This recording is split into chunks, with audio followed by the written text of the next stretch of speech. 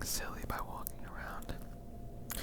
Anyway, it's whatever. I don't really care. I mean, I'm the giant here. But I mean, good thing you found me. I'm a relaxing giant. Even though I'm like big and stuff, I'm pretty relaxing. So.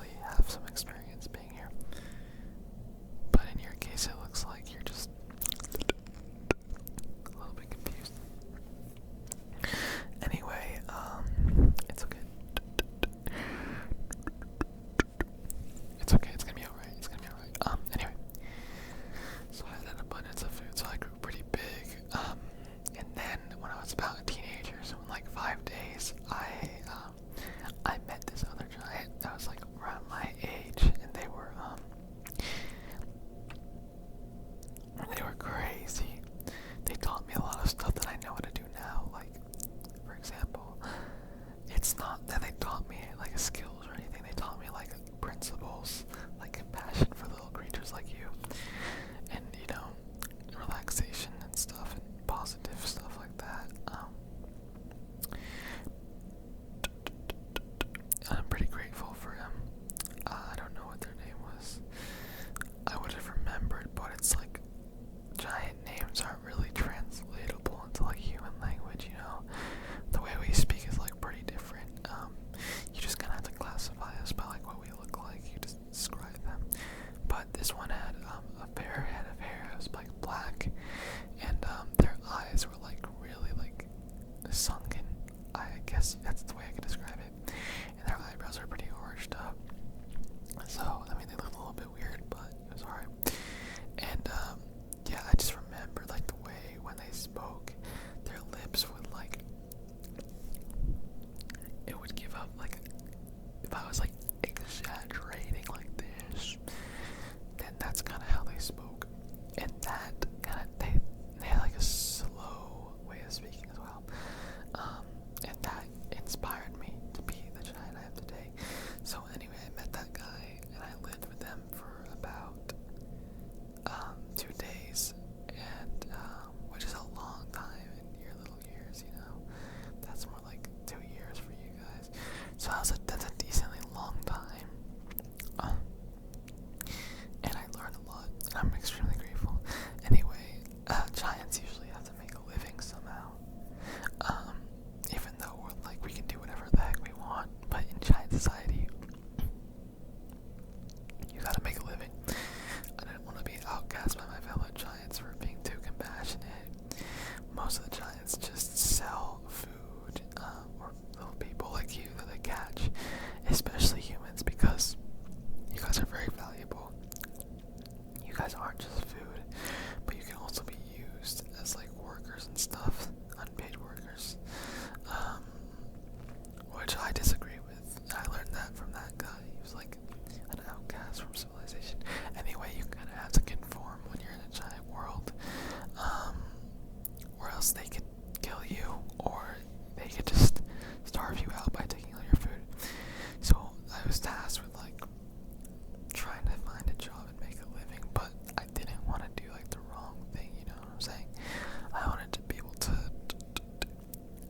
positively impact my community and the world, not just like the giants, but the world. Anyway, the world's pretty small for just giants. But anyway, so that happened, and I finally found a job as a fisherman. And fisherman for giants is pretty different than it is for you guys. I've studied a lot about you guys. You guys just throw in like nets or hooks or something. We go in the water, we can walk in it, and then we just try to grab like